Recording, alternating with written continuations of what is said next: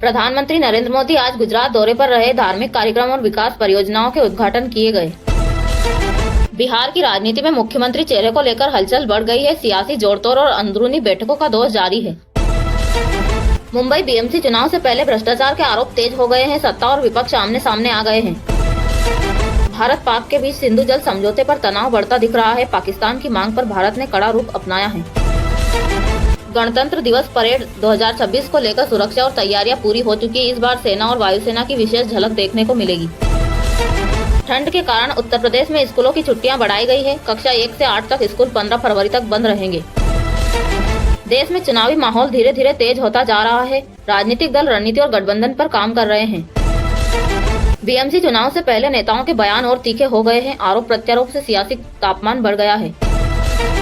AAP और भाजपा के बीच राजनीतिक टकराव और बढ़ गया है। दोनों दल एक दूसरे पर जनता को गुमराह करने के आरोप लगा रहे हैं।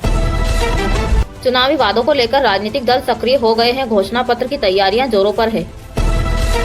देश भर में चुनावी रणनीति पर बैठकों का दौर जारी है। स्थानीय मुद्दों को राष्ट्रीय राजनीति से जोड़ा जा रहा है।